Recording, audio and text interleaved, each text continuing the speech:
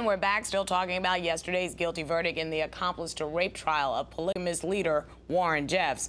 My guest from Philadelphia, you will recognize Dr. Marc Lamont Hill, a cultural anthropologist who is a professor at Temple University. Welcome back, Marc. Always a pleasure. Okay, so do you think the verdict against Jeffs is the result of our basic intolerance of religions that are, shall we say, out of the mainstream? Oh, absolutely. You know, he was already tried in the court of public opinion weeks ago. There are certain things about religion that we're willing to accept. We're willing to accept certain quirkiness, certain rituals, certain practices, and then there are other things that we say is completely out of bounds. And I think baby rape would be one of them, okay? Yeah. You know, I mean, there's a whole lot of stuff that you can do in our society, but raping a child, one that, you know, when we see those pictures of Alyssa, Marc, she's a grown woman now, and right. And I was actually heartened that they showed pictures of her when she was that 14-year-old vulnerable child. So does it really speak to a broader issue of religion, or are we talking about the jurors' just abhorrence of rape of a child for all practical purposes? Well, I think it's both, though, because, you know, on the other hand, there's a sense here from the fundamentalist Mormon perspective that it's not rape because, you know, women, you know, are supposed to do that. That's part of their religious practice for fundamentalist Mormons. And so we've decided as a society that there are boundaries to religious freedom. And I agree with that. I think rape is horrible. I think that the decision was correct. But I think we have to be upfront and say, look, there are boundaries to religious freedom. There are limits, and this is where we draw the line. Rape is unacceptable. This is not an acceptable religious practice in this country. And what do you think that we as Americans, because this is what you study all the time, are we tolerant of other religious beliefs?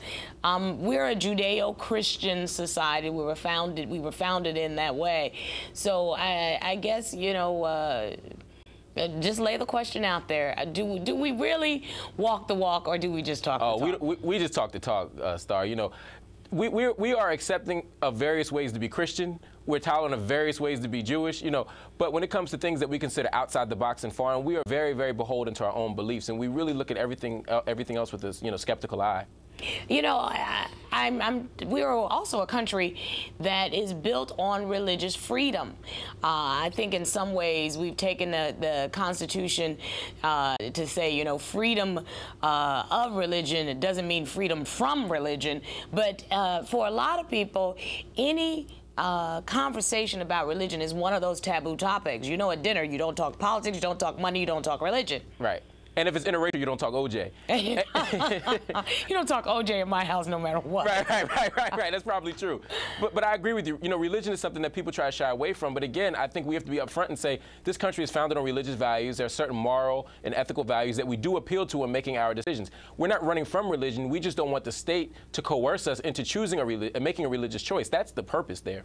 Well, is this a big statement for religious freedom, or are we looking at an isolated case and really just a commentary on the polygamous society that is completely off the fringe? Yeah, I think you're right. I think it's the latter, definitely. You know, I know a lot of people, you know, saying that this is the death of religion or this is the death of religious freedom and the dangerous slippery slope that everybody brings up. I don't think that's it at all. I think most religions, both in the box and outside the box, as it were, are safe, they're spiritual, they're peaceful, they're loving, and they have a love ethic attached to them, and they don't want to believe in rape. They don't believe in violating other people. They don't believe in degrading people. I think this is an exceptional circumstance from a religious leader, from a cult leader who made some very bad choices for his followers. Right. If at the end of whatever religious practice you're practicing, a child ends up crying and in pain, something tells me you shouldn't be doing that practice. Absolutely. Thank you so much, Marc.